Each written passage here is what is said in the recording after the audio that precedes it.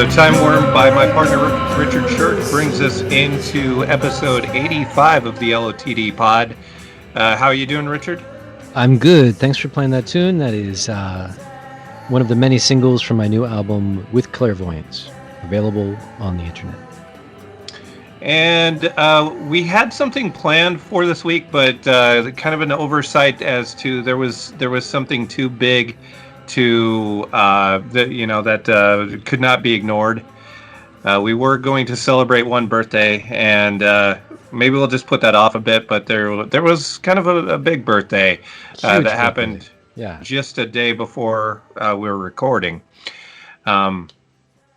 Mr. Robert Zimmerman from Hibbing, Minnesota, turned, Bobby Z. He turned 80 yesterday. So yeah, not too bad, buddy. Yeah, and since the man is turning 80, we thought it would be a good opportunity to look back at his output from the 80s, the 1980s. That's so clever. And before you roll your eyes and get dismissive about that, I'm here to tell you, you might have overlooked some things. You might have been putting off getting around to this decade, but there's a lot of good stuff, really good stuff here that we are going to be discussing this night. That's right. So we're going to give you the lowdown on like what to scoop up at the cutout bin at your local record store, because you've been seeing these albums a lot in the like $1 to $3 bin. And you've just been flipping by them because you figure that they're only worth $1. But we've got the real info for you. Yeah, if for some reason you think that Mr. Zimmerman took off a couple of decades or at least one decade, I'm here to tell you you're mistaken.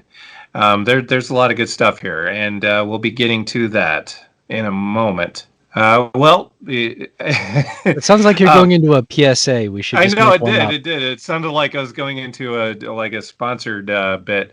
But I got it. Rainwater for when you're thirsty. It's rainwater. And with our sponsorship out of the way, then we can get down to business. That's right. Do you want to kick this one off? Yeah.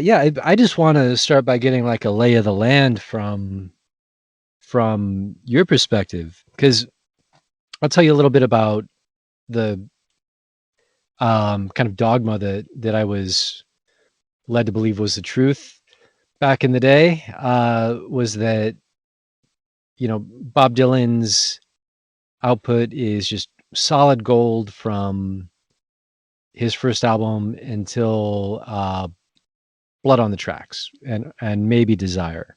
Yeah.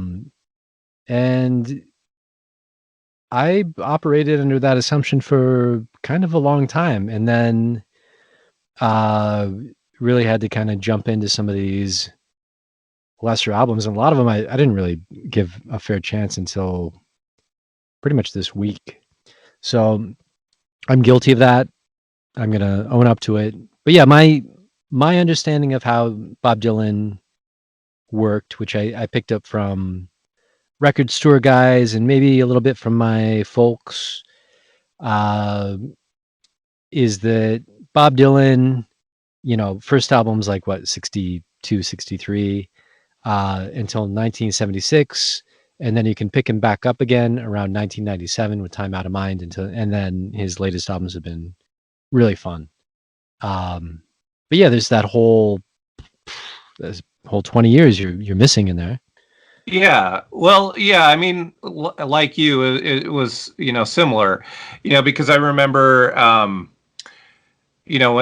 I was a kid, having like the Rolling Stone album guide, and you're looking at the catalog, and there's the ones that to get, like the first one I ever had was Blonde on Blonde, and I think I had Highway 61 probably next after that. And to get those, that those are, or maybe Blood on the Tracks, to start with those. Right. And then later you get into like, the Basement Tapes. Yeah. But yeah, looking through the catalog, I remember in the Rolling Stone album guide, you get up to like Street Legal maybe, and then everything's like 2 stars or somewhere around there. And you just think that there's just this horrible, like, suddenly the guy didn't know what he was doing anymore or something happened. Um, Eventually, like because of that, just because of that reputation that you spoke of, for those albums. You get around to those later on, but yeah, you kind of wonder what that was about. And I guess since we're still in the very religious period, starting off the decade, and that's like where I'm going to kick off my playlist. I think that's really a big part of it. Like I think the fact I think really the critics were just not taking to the subject matter, that it was too religious for them, too Jesus-y or something. Oh yes. And I really think that that's what it comes down to, because Saved, which I'll be talking about, for my first 2 tracks off of my playlist. I think Saved is a really good album. I think that's really like a 4-star album. But the album guide, well, actually the album guide for Saved gave it 1 star. Ouch. Yeah, and yeah, it's I don't know. There isn't much kind words from the critics on that album. I happen to not agree. I happen to think that that's a pretty good album. Yeah. Yeah. So I think just giving our non-Dylanologist listeners a bit of a heads up in terms of what this whole Christian thing was about. He converts into being like kind of a like Bible thumper kind of.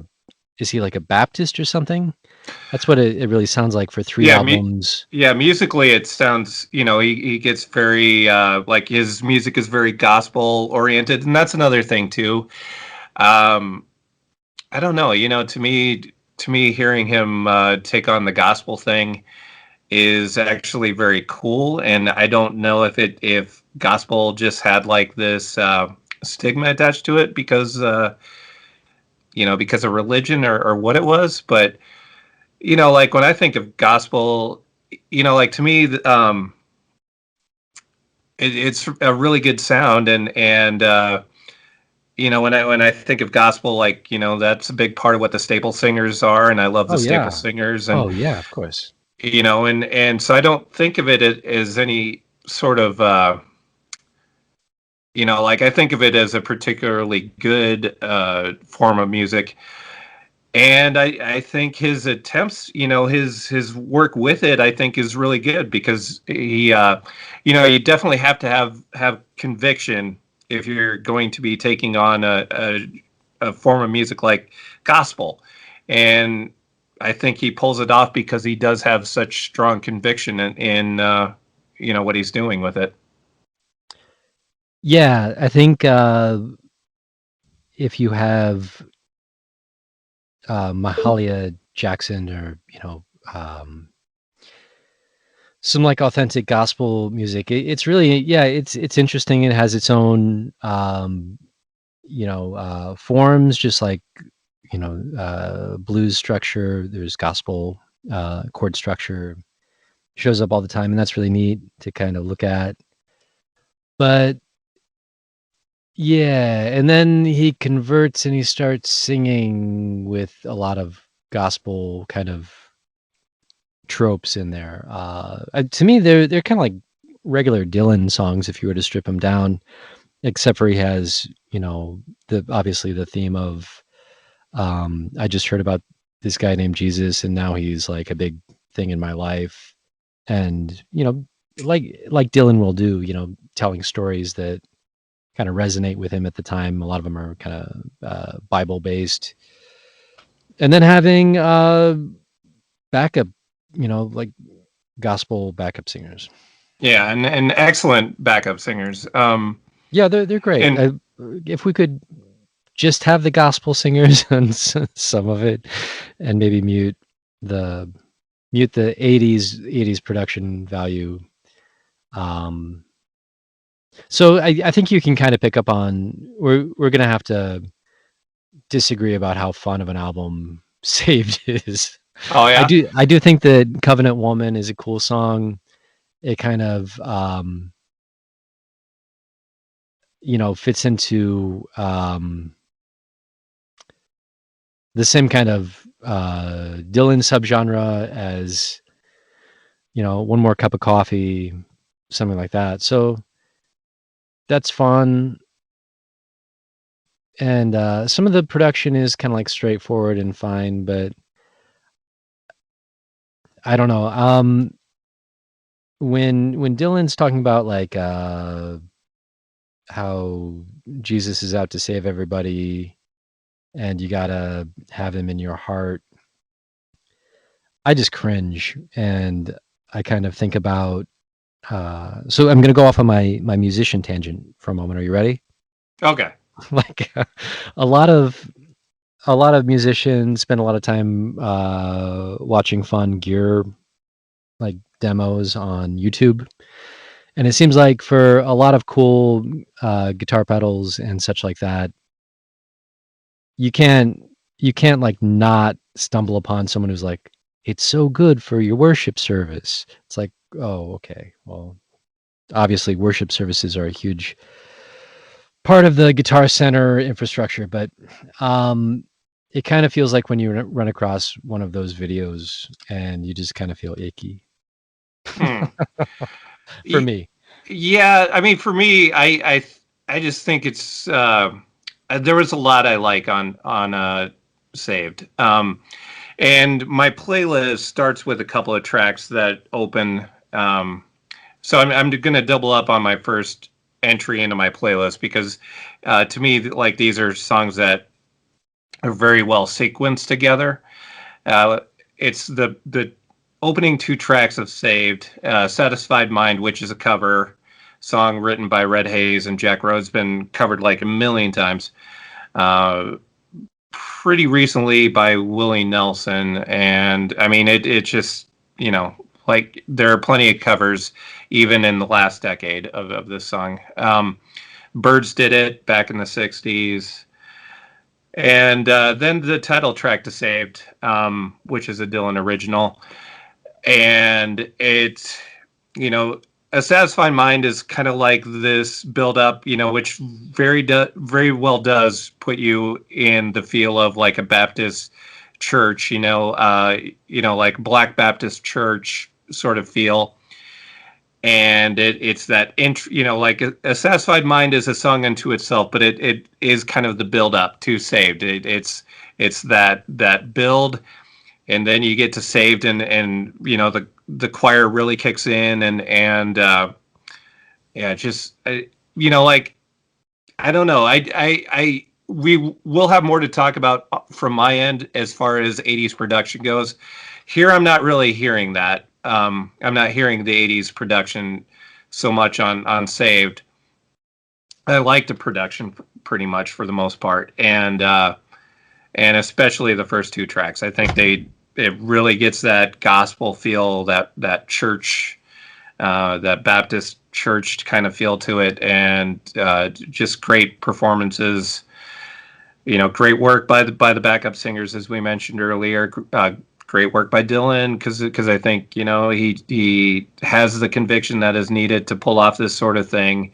You can't really like halfway do it with gospel. Yeah, you got to jump right in. Mm-hmm.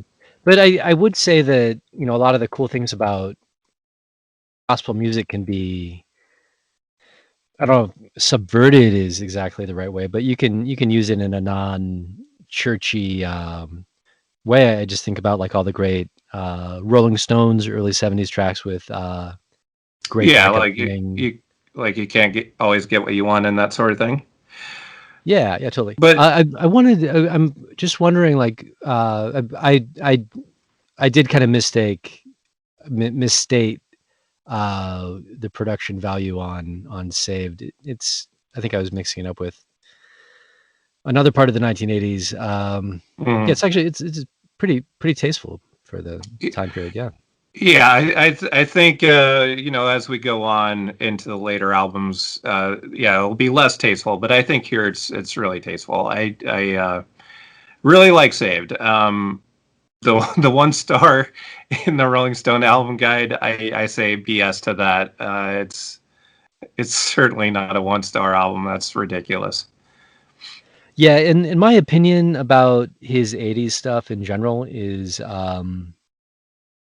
every single one of these albums, regardless of, the backing tracks or the, 80s production, every single one of his albums from the 1980s has at least 3 good tracks. Yeah, and yeah, the Saved actually had 4 that made it onto my list. So I'm not done talking about it, but yeah, I think this really might be the best one, the best album overall from the '80s, for in Whoa, my really? opinion. Okay, okay, Well, I would say it's one or two, okay, one or okay. one or two. Sure. Well, yeah, that's a very thoughtful assessment of this record, and yeah, for as long as I've known you, Sean, we sync up on most things, and it's fine that we don't on an album here and there. I'm not too bothered. Okay. Yeah, I really like I really like Saved. I mean, I'm not certainly not saying it's up there with Blood on the Tracks or most things in the '60s. Basically what I am saying though is for the '80s output, it's right up there at the top, and it's certainly a lot better than the Reputation. Um, and yeah, it's just I think all of these albums from his very religious period get grouped in a certain way, and I think that's what the critics. I think the critics were put off by the religious tone and weren't really looking at it objectively from a music standpoint. uh, so for me, kind of being on the outside of this, I would say that yeah, it is kind of the music a little bit, um, but mostly it's just like the tone of and I've listened. I do have some artists that I followed or follow that are religious or sing religious songs, like Pete Seeger, uh, Nine Gates to the City. That all day, that's fine. But I guess there's something like really grating about someone, a recording artist, converting to being like just really won't shut up about Christianity kind of guy, and then telling the tone of how he tells all these stories is like, you probably don't know this, but Jesus died for your sins. There's a story that you probably don't know, and it's like a super famous Bible story. Um, so I think that The, tone is kind of well, grating. okay, but to be fair, I think there might be songs that are similar to what you're describing. I don't think that all of them are like that, where it's like overly so. Yeah, you're right. Yeah, it's just a little can really poison the soup.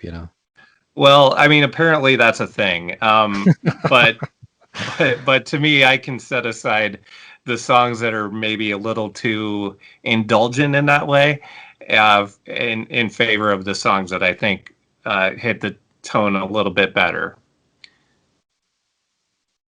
There you go. I'm just reading on the internet that let's see. So one of Dylan's big kind of Christian period songs is "Gotta Serve Somebody." Yeah, which is the tail end of the '70s. Yeah, and then John Lennon, in response, wrote a song called "Serve Yourself." And that kind of sums up, of course, John Lennon sums it up in a really, eloquent, eloquent way. Um, so that's how I feel about that, Sean. Okay. I think "Gotta Serve Somebody" is a great song too, and and actually the most recent time I saw Dylan live was just a couple of years ago Oh, cool. Yeah. in Ames, and that was actually the best performance of the night. Was "Gotta Serve Somebody." So it's still a big thing in his set list to this day, and objective, I mean, not objectively, but subjectively, it's one of his best performances.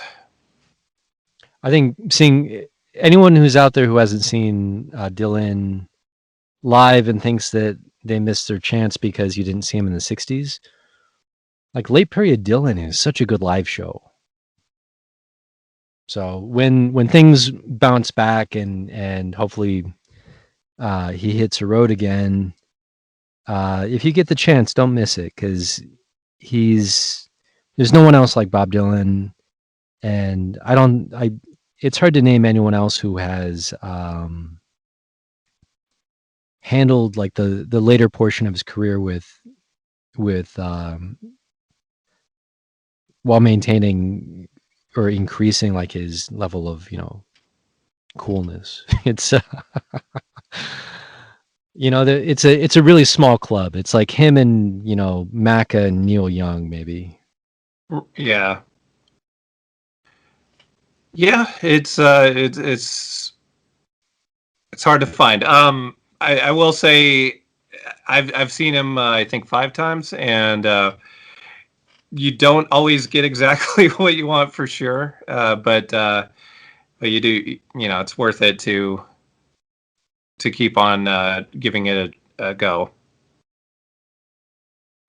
Yeah, he's not going to give you like the note for note acoustic version of Times They Are Changing or something. It's going to Yeah. be um, like an interesting 9-piece blues arrangement. It sounds awesome. Yeah, but yeah, I mean, occasionally, like the first time I ever saw him live, I don't think he was super into it. But because he's Dylan, I was, I did try again later on. So the results are not always there, but when they are, you'll really get something worthwhile. Yep. Yeah. So yeah, check him out if you haven't already. I think the last time I saw him, his entire band and himself were dressed as mariachis, and he was rocking just like the most elegant, like pencil thin mustache, and yeah, it was super. All right, so we still don't know what the first track on your list is. Oh yeah, okay. Well, I'm gonna kind of jump around a little bit, and I don't think we have to really talk about every track on my list, but it's a really fun playlist. Um, Sean, could you please remind our listeners or asking in the chat, how do we access the Spotify playlist that we're referencing? Okay, you want to go on Spotify and search LOTD Pod. That should bring up our podcast, but also our Spotify page where you can find our playlists. Mine is called Dylan Turns 80 with apostrophe S at the end for the 80s. And yours is called Zimmy at 80. When he was in the 80s. Yeah. Okay. So, yeah, they are already up there, already available for you to listen to and enjoy. Yeah. And so going back to your question, I started off with a really great track called Dead Man from Shot of Love, which is the album that comes after Saved. And um, I probably should have done reread the part of Chronicles where he talks about hanging out with Daniel Lanois and getting into kind of non-Western grooves. But I think you can find some just like smoking, like huge hits on Shot of Love, even though there's arguably some of the worst songs he's ever recorded on this record, but also some that Not that many of them, though. little goes a long way. But, you know, so Dead Man is totally a standout, and it's got like a vaguely, I don't know, like Caribbean bounce to it. But yeah, it's cool, and I think that and the other track I really like on this is "Groom Still Waiting at the Altar." I think maybe you have that Uh, yeah, on well, yours. not to give it away, But yeah, both songs that like for me they kind of sound like when he's jamming with the Hawks, you know, and you know, like Highway 61 or something. Like there's a real live feel to it, and they kind of rock, you know, in kind of a like a bluesy reggae kind of way. mm. Which you don't find yourself saying out loud that much. Um, so yeah, Shot of Love. What's your take on this thing? I like Shot of Love. So again, that's one that the Rolling Stone album guide trashed and gave like it, 2 stars to.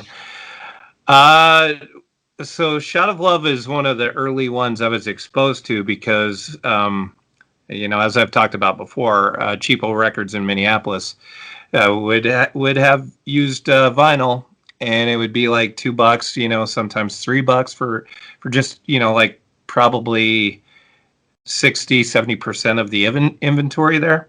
Yeah.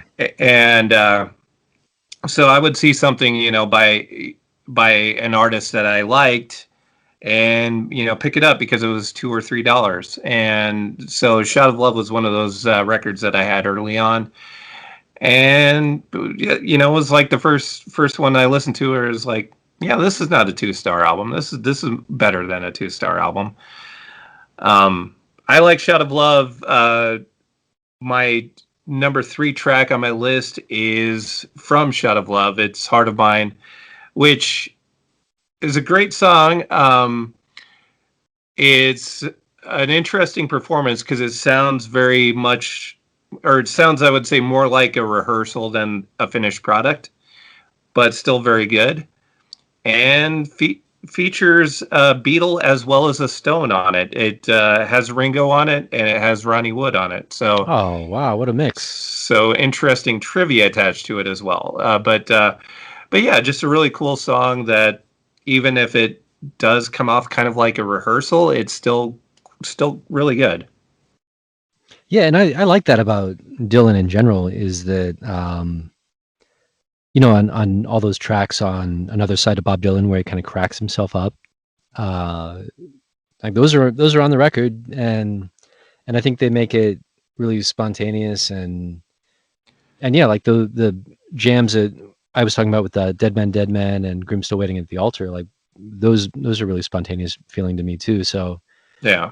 um yeah, I have a feeling that, if Dylan likes it and he's listening back in the control room, he's like, just print this one. I know it's not all the way done yet, but Right. Yeah. I mean, there always seems to be a certain feel that he's going for, and here it's just this is very loosey goosey, and it's not what you would expect necessarily from the finished product. But then you go back to like Stuck Inside a Mobile with Memphis Blues again, and there are times where that there are mistakes that um, that are on the album version of the song, but it doesn't matter because the performance is the right performance. yeah, yeah, I totally agree. I think that's so cool. It goes back to what we talk about all the time with demo magic and why demos are sometimes better than the real thing because you're still having fun with it. Um, yeah, good point about Dylan. That famous story about like, hey man, turn up the organ, man. It's just like that. Things that fall into place when you don't mean them to. Yeah. Um, yeah, I like this record too. Are you? I don't want to cut off any more analysis of your chosen track. Oh no, I mean that's kind of it. It's a nice loose fun track, good song. But yeah, I think part of the appeal is the fact that it is kind of a rehearsal sounding sort of thing going on. Yeah, yeah. So Shot of Love, Heart of Mine, those are okay. I think Shot of Love is really cool. So, um, so traveling with my hypothesis that every Bad Dylan album from the 1980s has three like really super tracks, I would have to say that they would be Shot of Love, Groom Still Waiting, and Dead Man. And then Ooh, Heart. ooh. What? Well, you're omitting the track that to me is like maybe the best track of the '80s for Dylan. But Well, and then for like okay, pretty cool tracks are Heart of Mine and In the Summertime. Um, okay, well, and then I would say that I have some negative things to say about this album, but please go ahead. Tell me okay, well, more about your love for I, this record. I'm just going to say one thing because I don't want to give away what's coming later on my list, but um, there's one track that you have not mentioned that I feel is the best track on the album. But I want you to go on. We'll come back to Suspense. that. I will say that like I I'm not putting my list is actually in the sequence that feel gives it the best listenability, like it's its own album. But I also kind of saved the best for last, not necessarily intentionally. So the track that I'm speaking about, I will not be talking about until toward the end of the discussion. That's right. Stick But around, folks. so I don't want to give that Don't away. don't But touch that dial. with that, I'll let you proceed with your shot of Yeah, love discussion yeah. here. So I mean, obviously, Sean has like really Flick has totally strong feelings about this record. I Well, liked especially one song that hasn't. exactly. Yeah, but I would say that yeah, the reason why you can find this for like $2 everywhere is ooh wow. There's some if you can just make it through Property of Jesus and Lenny Bruce. Um, He did Lenny Bruce live a couple years ago too. and I bet it was good live or interesting, but here it's maybe better as an essay or something. But it's bad. I can't really sugarcoat it. I'm sorry to disappoint anyone. But yeah, having I some think that might be a controversial take, but really, yeah, I just think it's a not as much by me. I'm yeah. not a big champion on that one, but I think there are a lot of people that are. Yeah, I just think the writing is really lazy. Lenny Bruce is dead. He shone a flashlight in people's beds, like or reach people's beds or whatever. It's not well written. It's like 5 minutes long. It's bad to me and bad writing, bad arrangement, and it doesn't help that it's right on the riding that crest of Property of Jesus, which is you know something a song title like that might as well be back in high school in Iowa, with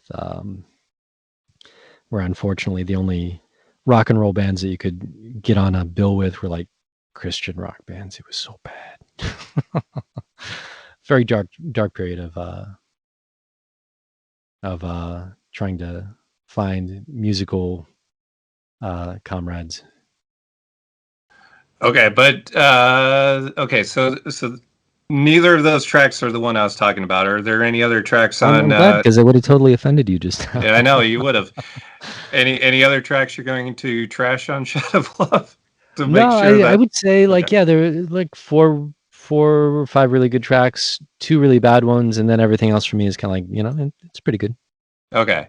All right. So are we ready to move on from Shot of Love until we come back to it for other tracks? Definitely. Okay. Yeah. Because I really don't like talking bad about anybody, but Dylan, Dylan's my guy.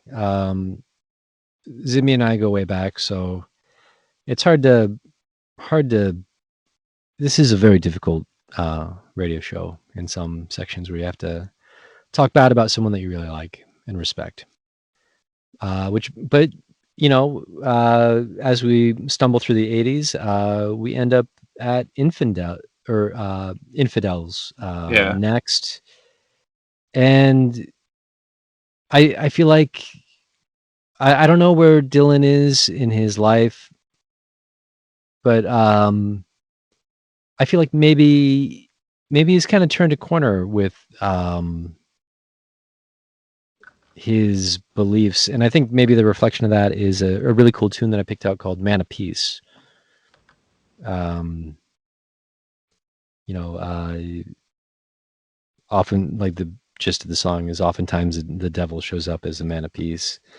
It's a cool narrative jam, and yeah, I feel like maybe he's saying he went down the rabbit hole and he realized that he's not really a rabbit. I'm not sure what that means, but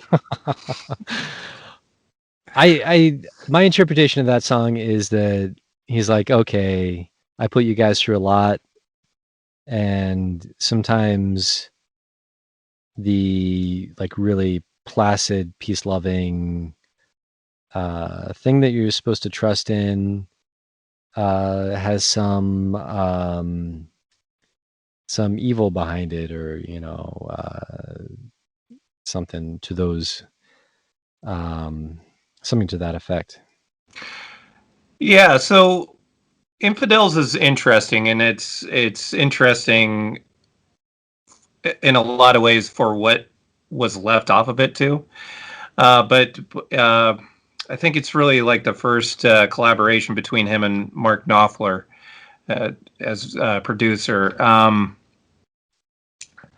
But yeah, the first track, that's Infidels related on my list is actually something that was left off of Infidels, and that's Foot of Pride.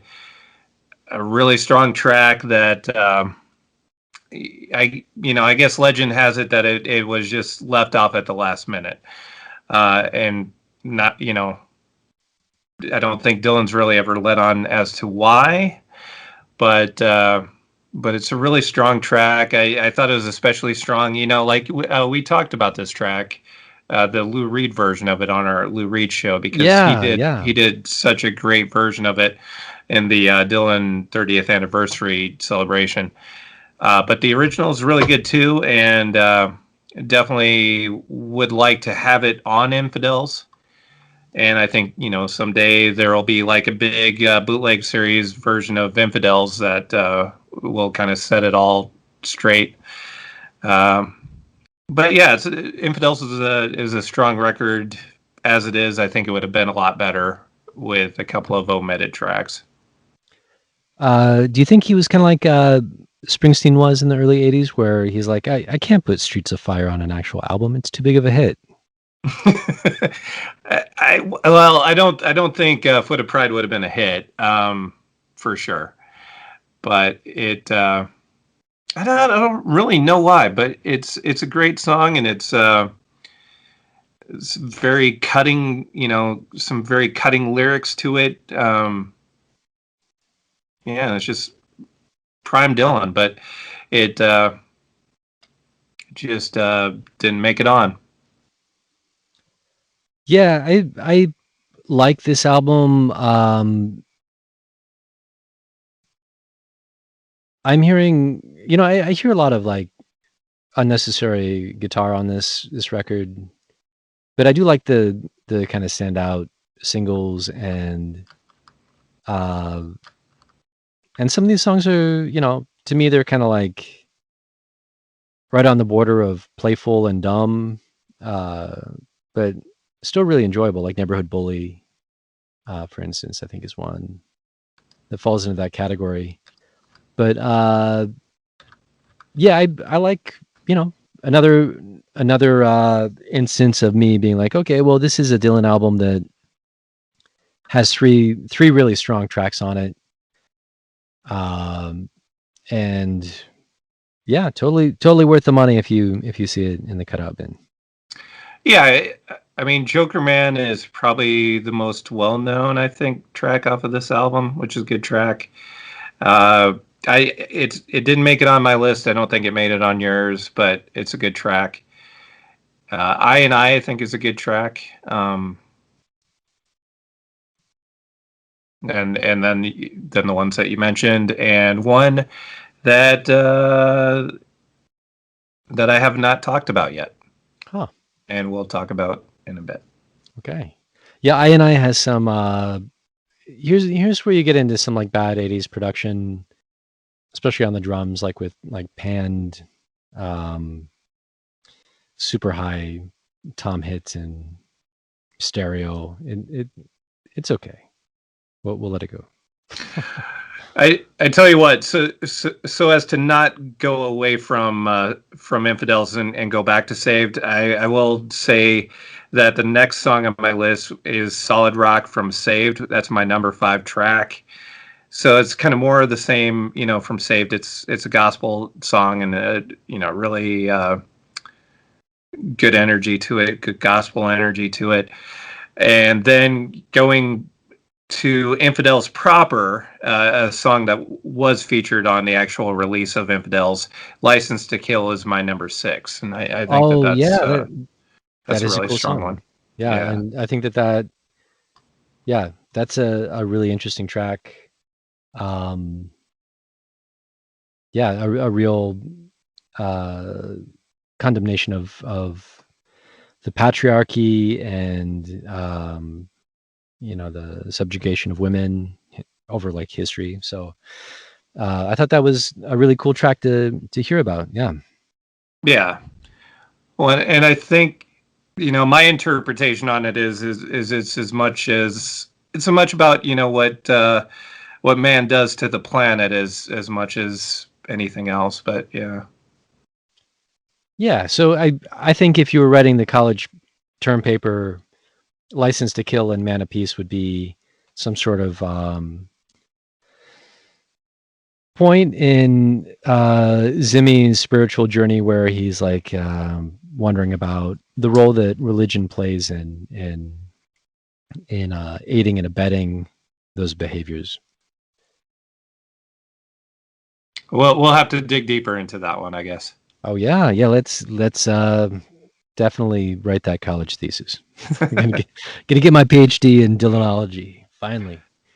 But yeah, I feel like License to Kill is one of the really big tracks from the '80s, but not the most well known.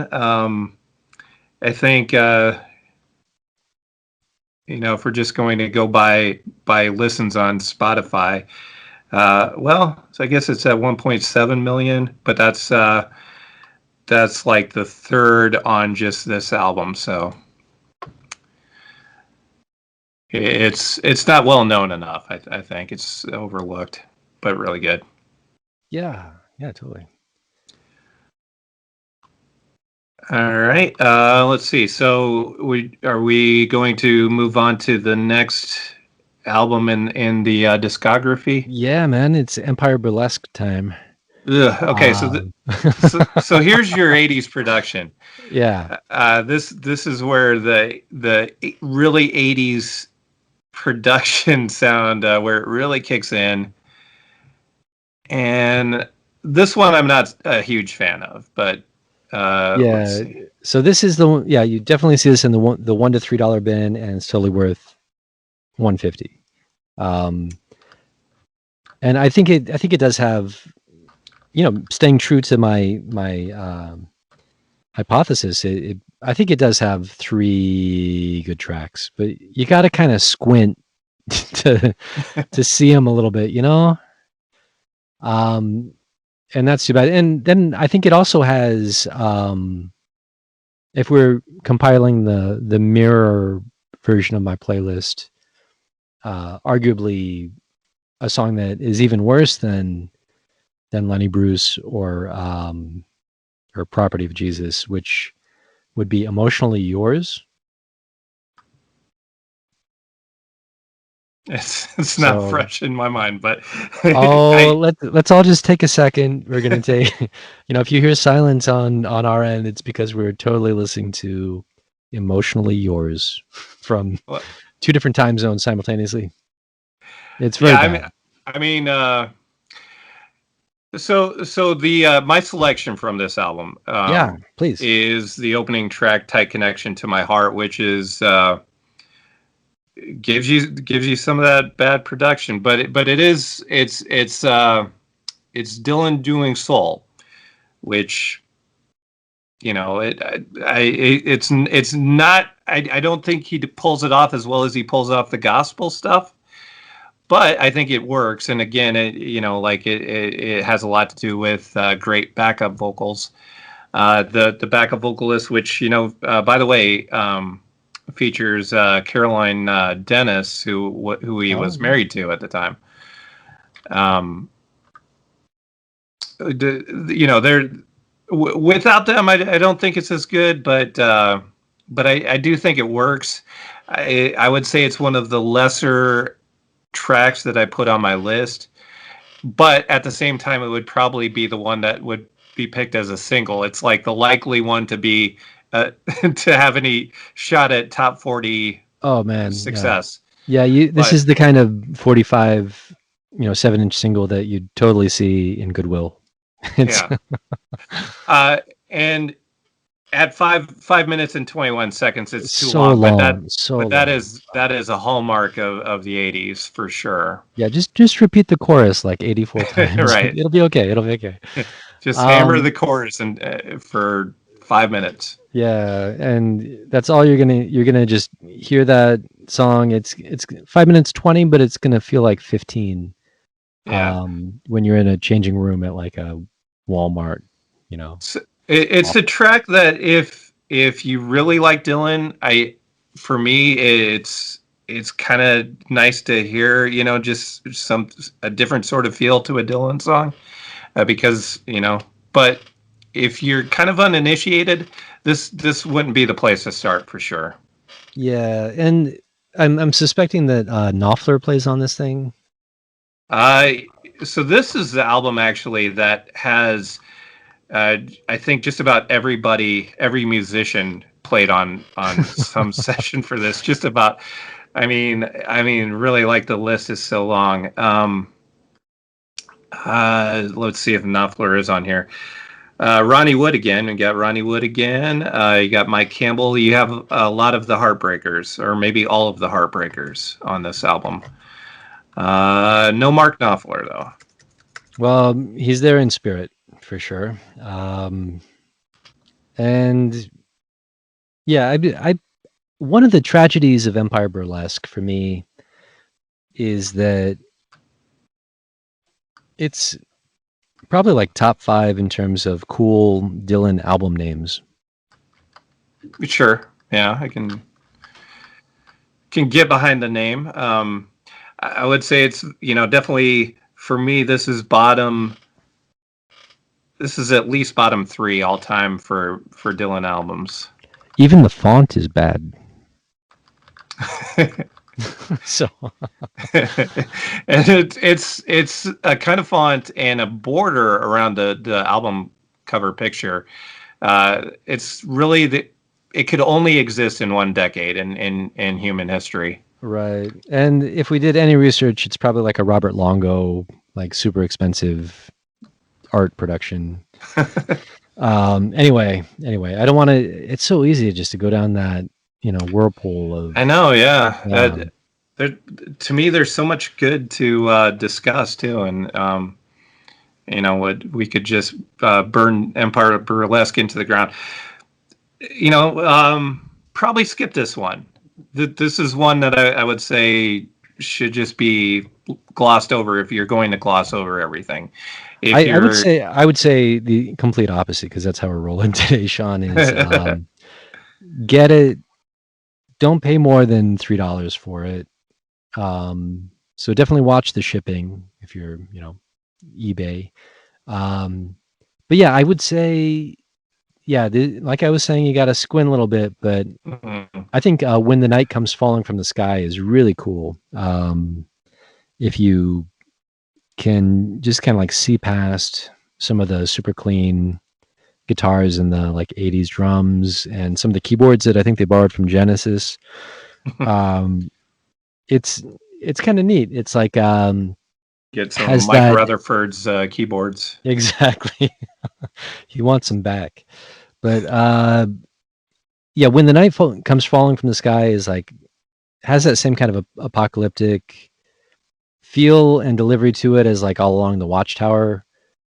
And but yeah, then there, some like synth drum breakdown, like way deep in the super overlong 7 minutes and 28 seconds. But so When the Night Comes Falling from the Sky, that's a cool tune. I think Trust Yourself is not a great tune, but I like what he's saying with it.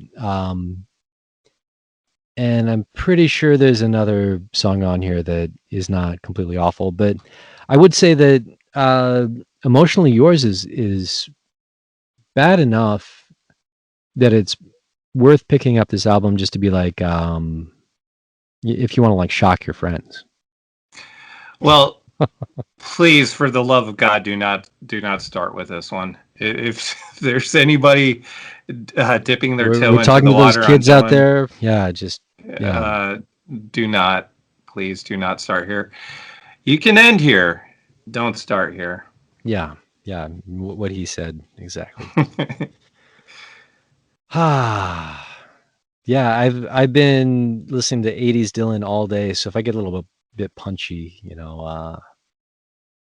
it's that'll do it to you. Well, again, to me, there's a lot of good to focus on. So, we don't want to get bogged down in the Empire Burlesque. But the next album would be Knocked Out Loaded, which also happens to be the album that I picked my number 8 track from. So that's convenient. And Yeah.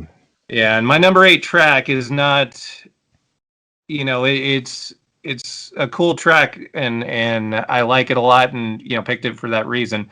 But it's not even a Dylan track; it's a cover.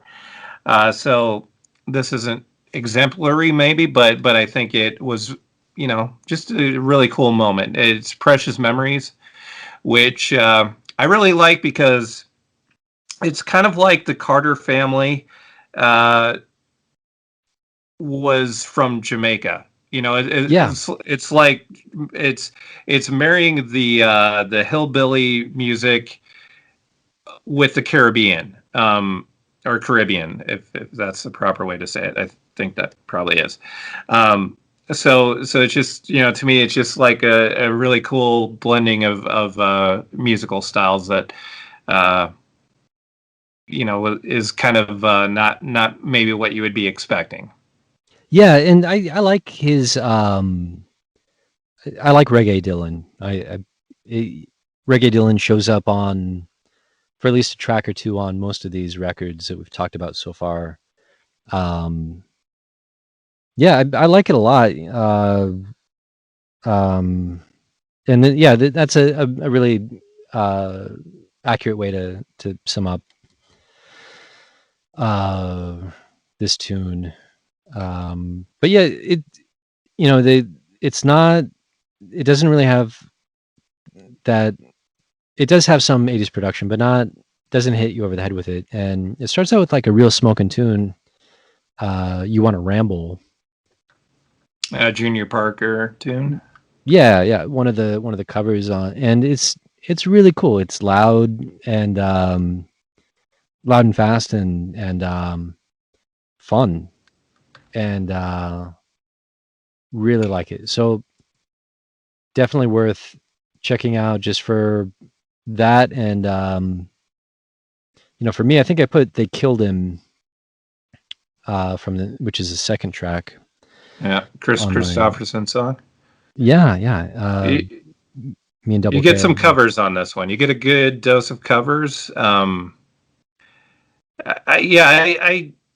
this album is no great shakes or anything, but it's kind of nice for what it is. Like like you said, it's just kind of fun, and it maybe is still on the lower end of the Dylan spectrum. I would say it probably safely is, but it's still a fun and worthwhile listen, and enjoyable. Yeah, yeah, and this one, normally I'd say that every bad album has 3 good tracks on it, but I don't think this is a bad album. I think it's pretty fun. So Yeah, yeah, it's definitely, you don't start with this one either, but this is worth your time. Um, and and I think even more session players on this one than Empire Burlesque. wow. So again, you have I think all of the Heartbreakers. You have James Jamerson, Whoa. Okay. Cool. Motown legend James Jamerson. Um, you have T-Bone Burnett. Cool. Yeah. Yeah. Let's see. You have Clint Burke. You have a lot of David Letterman, like the Late Night with David Letterman band, playing on these albums in this era, Yeah. and Al Cooper, the stalwart Dylan sideman, Al Cooper. Yeah. So yeah, and a whole lot of backing vocals. Just I think about half of the session players on this album are background vocalists. Cool. Yeah, I like it. I think it's a good corner to turn it, and yeah, the lead off track is really kind of like a cool preview of where he takes his live band later. Kind of like a Roadhouse kind of blues, electric blues thing going on. Yeah, I like it a lot.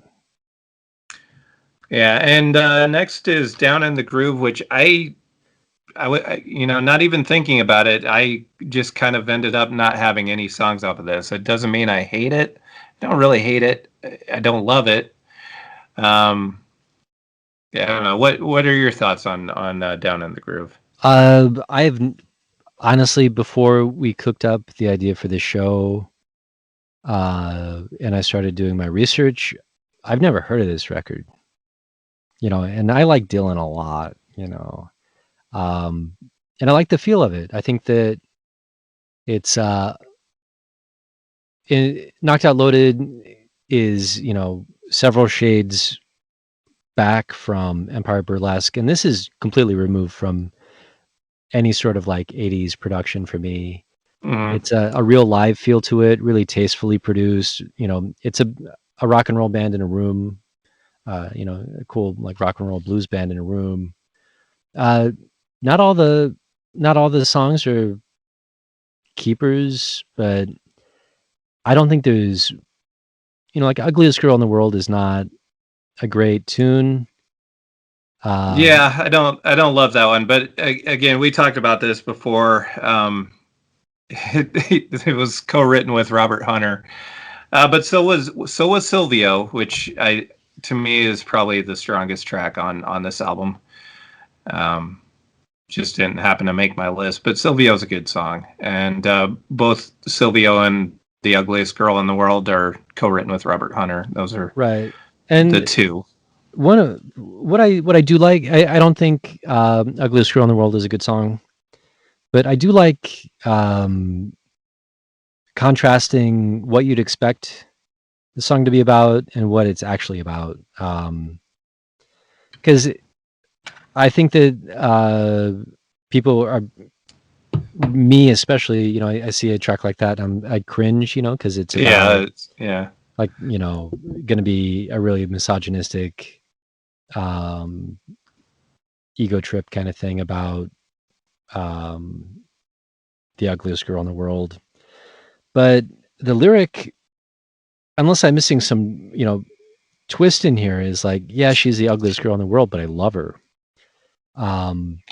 So that's cool. Yeah. I mean, I like where it goes with that. yeah, it is one of those that Dylan, again, goes back to another show. Our shows, our show where it was writers that make us laugh. Dylan is one of the best for me in that area, but this is one of those that I'm like, haha, it's I don't know. It's not one of his better attempts at that. He's usually really solid in that area, and this one was kind of a miss for me. Yeah, agreed. And then 90 Miles Down a Dead End Street is kind of a cool, slower ballad. Um, and I like that one. That was interesting. And yeah, Robert Hunter, who most people know as being one of the house lyricists for the Grateful Dead, that's who Robert Hunter is, and it's cool that he's hanging out with Zimmy. Or he was. Yeah, yeah. I'm not Yeah. sure if they're pals anymore, but Down in the Groove, kind of a weird album that I think it's almost identical to the cover art of it is almost identical to a Jonathan Richman album that I have that I think is almost from the same year that is a little bit more obscure. Yeah, and again, it's Dylan with Mark Knopfler, so that partnership persisted throughout the '80s. This was, well, who knows how many parts fit into each year, but the recording for this one started in '83 and ended in '87, so I'm not sure why it took as long as it did. But yeah, kind of to me, this one's sort of forgettable, and certainly not essential. Yeah, it's definitely I'd say 175. To kind of fill in some pieces here on my playlist, after Knocked Out Loaded, or after Precious Memories from Knocked Out Loaded, my number 9 track, we talked about a little bit earlier from Shot of Love, The Groom Still Waiting at the Altar, which is a really, as you mentioned, bluesy, really has that live performance sort of feel to it, which is why it made it on my list. It really does give you that sort of like you're in a stuffy club, listening to this performance, and Yeah, yeah. smoking tune. Yeah, really, really cool tune. Yeah, and then my number 10 is Angelina Studio Outtake, which might have been from the Shot of Love sessions, or it might have been for Infidels. But Angelina's a really good song. Great, yeah, just, great track. Which leads us to "Oh Mercy" for my number 11 track, and the last album. So not the last song on my playlist. I still have more songs, but most of the time from "Oh Mercy" is my number 11 track, and yeah, really strong track from "Oh Mercy." I think the whole album is this has been a real revelation for me. Just this album is really, really good. Like I know about his involvement with Daniel Lanois, especially from the albums that they do in the 90s. Uh, And aughts. and aughts, yeah. Yeah. Yeah, this one's really cool. And another one where I don't think I've really even run across this in the cutout bin. Um, and yeah, Ring Them Bells is like a little bit, maybe that kind of wraps up his, lingering, the lingering funk of his Christian phase. That's how I'd prefer to kind of frame it. But yeah, Lanois is just gold. I really like that guy. Um, his collaborations with Brian Eno, his collaborations, especially with Neil Young, notably the album Len Noise, are just super. And he has a good ear, and he's also You know, he's been known to show up and lay down some like super tasty, like delayed pedal steel guitar, which sounds good on everything, man. Yeah, and it's pretty interesting. So this is the first collaboration between Dylan and Daniel Lanois, and it they don't get back together until Time Out of Mind, which was 1997. So yeah, it if you would have put out Oh Mercy after Time Out of Mind, I mean, it would have just been a mega hit. Would have had all kinds of Grammy wins and everything. But yeah, just kind of in the context that it happened in, I think it is one of those that maybe a lot of people don't stumble on until later. But yeah, it's kind of interesting that this was such a big collaboration later on, and the seed of it, is just so far removed from the big success that happened later on. Yeah, agreed. Yeah, I think he was just kind of in the doghouse a little bit in the 80s and not just with the general public, um, but critically. But yeah, he really. This is definitely an interesting decade for him, even though it's one that is obviously not looked at as his best. But let's not put the cap on it yet because I still have more tracks on my list. Totes. Yeah. So from this album, I put a bunch. I put "Man in a Long Black Coat," which is cool. That's a fun song. And "Shooting Star" and "What Was It That You Wanted." Those are all on my playlist. But I really invite everyone to just dig into this record. I think you could maybe skip past "Ring Them Bells" if the Christian period left you as icky feeling as it made me. But other than that, this is But a really. saved is so good though. I'm glad that you like it. Yeah, I'm got more I'm to say always about it. happy that you're happy. But this Um, would be the part of the show where I'm going to tell you about how I have to probably pick up "Oh Mercy" on eBay. vinyl copy of Oh Mercy or a CD? Oh, vinyl, yeah, for sure. Okay. Yeah, Oh Mercy. Oh Mercy is strong. And by the way, Shooting Star, in case you're wondering, not a Bad Company cover of that tune. Never But crossed my mind. okay, just in case. Uh, it would be interesting though. Would that would be like a big left turn if you're putting on a Dylan record and then all of a sudden he's covering Bad Company. I would welcome it. Huh. I would want to see where it goes. Okay, so coming off of most of the time, um, the number 12 track on my playlist is another Infidels omitted track, Blind Willie McTell, which would sound, it sounds a little bit out of place in 80s Dylan. It would sound right at home, like in that Desire era in the 70s. Like it would sound right at home on Desire, I guess is what I'm really saying. Oh, I love Desire so much. Yeah, really, really strong track, but like Foot of Pride was left off at the last minute, kind of mysteriously.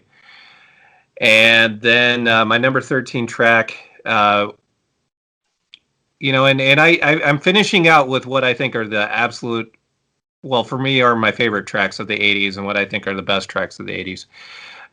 From Saved again, Pressing On, really great, really like, it's not really, well, it's still very gospely.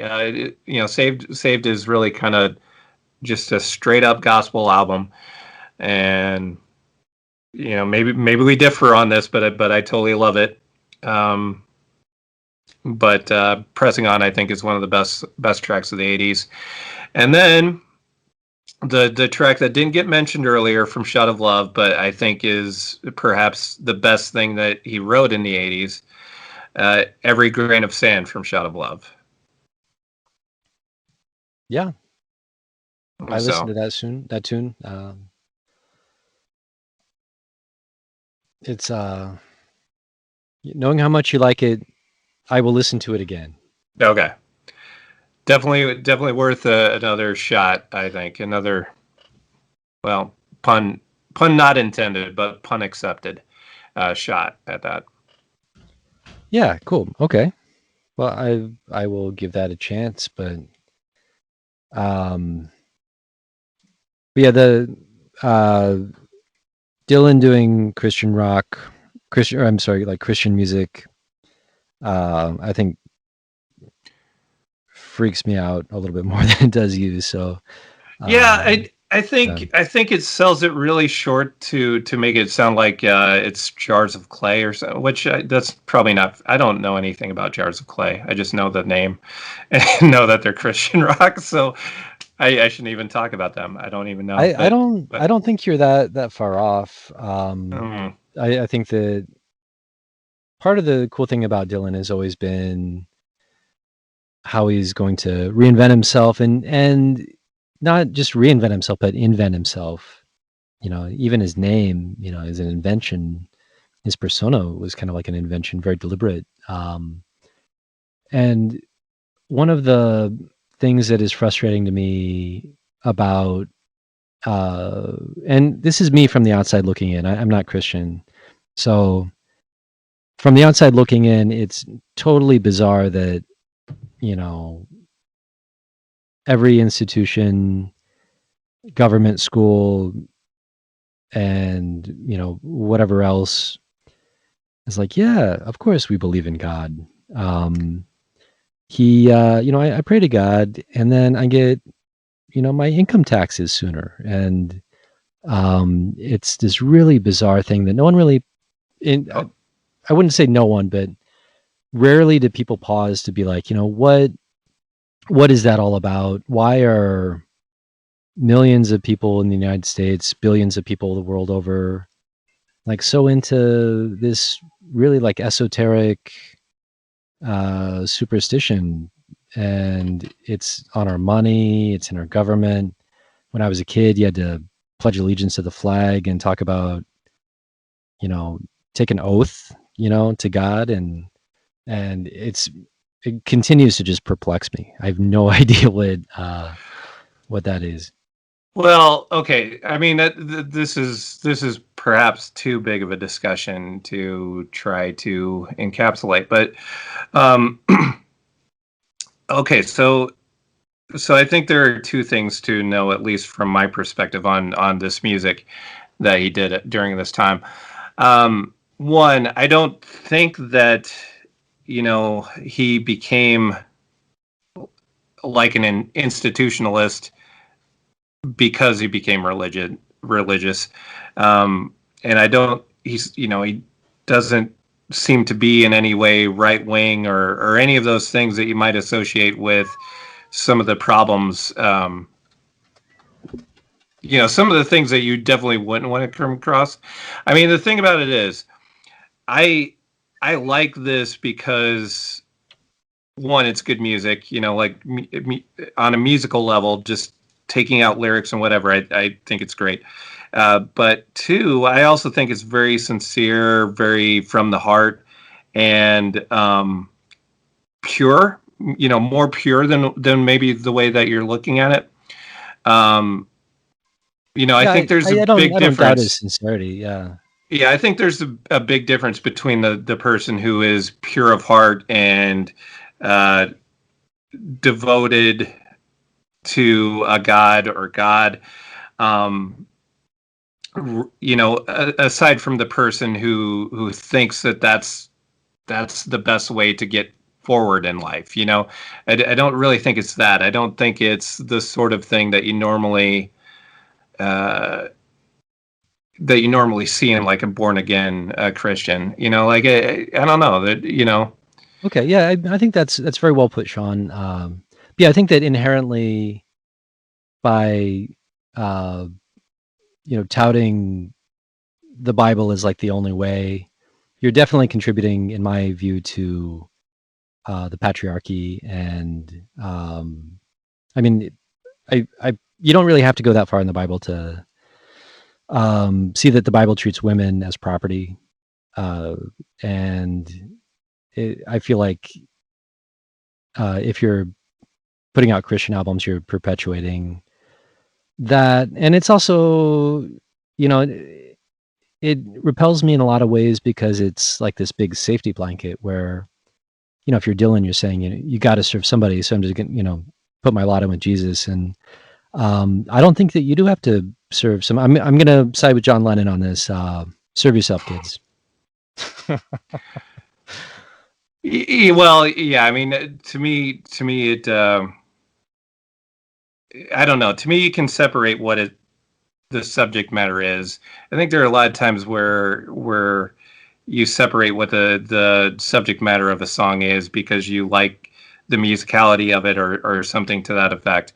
But yeah, I mean, it's not like it's not like I come away from listening to an album like Saved and feel that I need to go to church now or something like that. It's totally a different thing.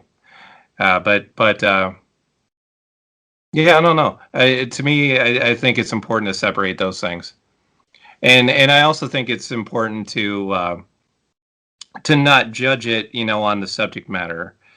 If you're going to give it a musical critique. Huh. Yeah, I don't know. I mean, I feel like it's inseparable from the subject matter, um, because it's just all the tropes and the subject of the songs, are Christian, so you have to kind of judge it from that point of view. But yeah, it's a big thorny question or opinion that we've probably talked about like a little bit too much. But you know, it- I I know a lot about the Bible and grew up around it, so that's why if I ran into Dylan when he was in his saved era, I'd be like, have you read the manual? Like, there's some creepy stuff in there, dude. Maybe. So that is how I feel about that. But I would say that he totally, of course, he redeems himself. He's Bob Dylan. But but as you were saying, separating the bigger topic from the music, I think his music suffers from his Christian phase. But then the rest of the '80s, he has some real gold in there. And even during his Christian phase, I think that there's some like really interesting cool tracks, and even the worst album has those three good songs on them. Yeah, I don't know. I really, yeah. I mean, just going through the albums, I really love Saved. I definitely like Shot of Love. I maybe not love Shot of Love, but I definitely like Shot of Love.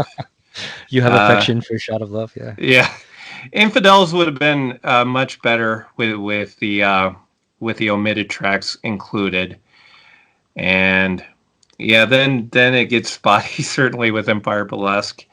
Um, that's definitely to me that's the gutter of the '80s.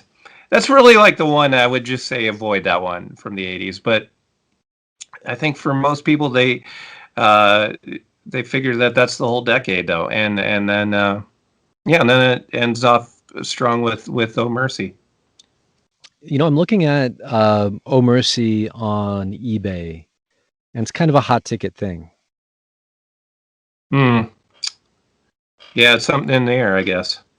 Yeah, I think people are on to the fact that it's a cool record. So The stock is going up on Oh Mercy. yeah, there you go. You would have thought, that would have already happened with the Lanois thing, and it's just like, oh, okay, so this is where that collaboration started. I guess it's out of print as well. Mm, So and I also want to which is also mention, surprising. yeah, totally. But yeah, the Lanois collaboration with Peter Gabriel is also very notable and very cool. So um, yeah, good for you, Danny. All right. Well, so I don't know. As far as our opinions on Dylan in the '80s, Mine might be a bit stronger 4 overall. Um, thumbs up, thumbs down on Dylan in the 80s. Oh, big thumbs up. And I think that it's cool too, because if you're listening to the show, you like Bob Dylan, you obviously like music.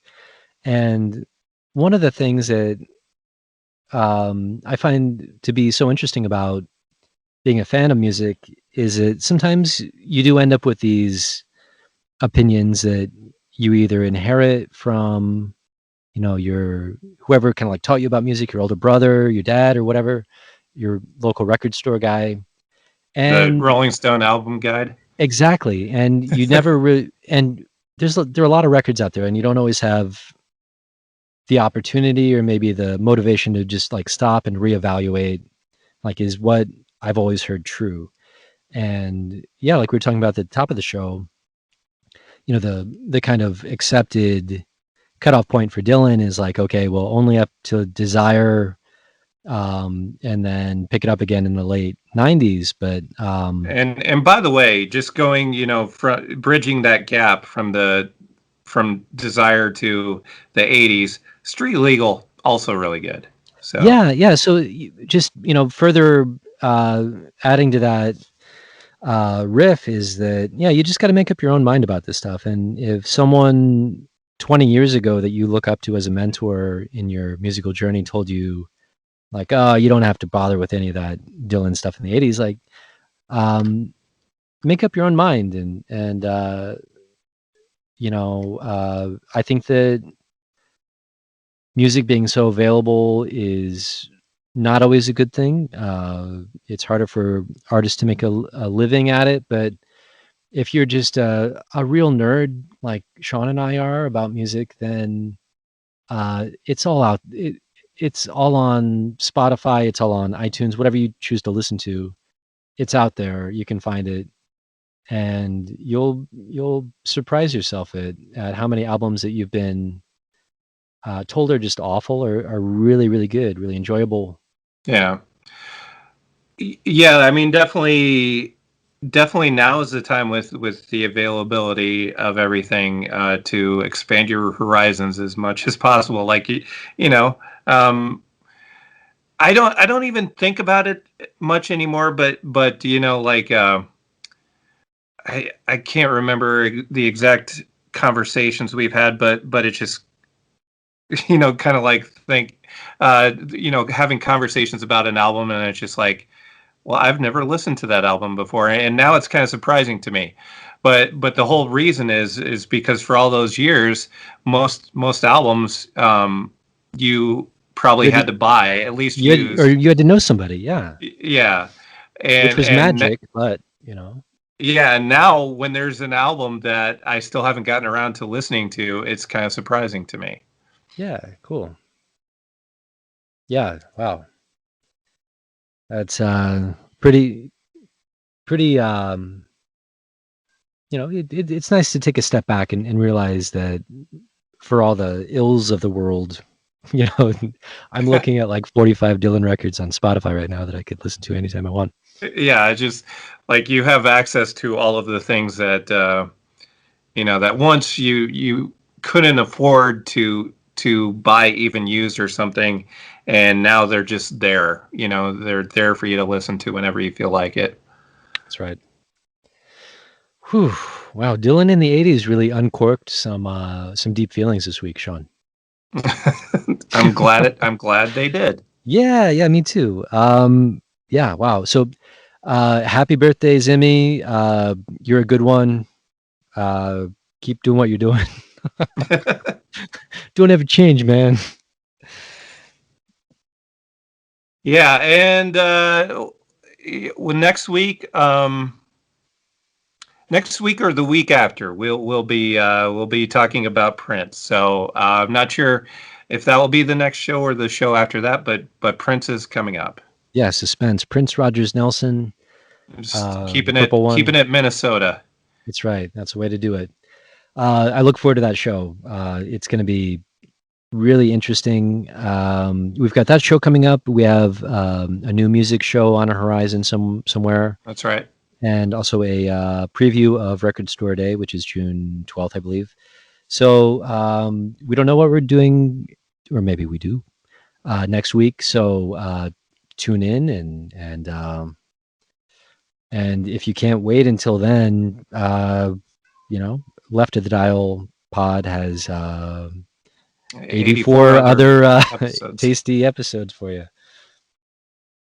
So, yeah, so get into those archives. That's right. We're in syndication. All right, but we'll be here next week. We'll see you then. That's right, Sean. As always, it's always a pleasure to talk about music with you. Yes, and I agree, and we'll do it again in a week. All right. Well, this is Richard in Oakland, California, signing off. See you next week. Flick in the 515. See you next week.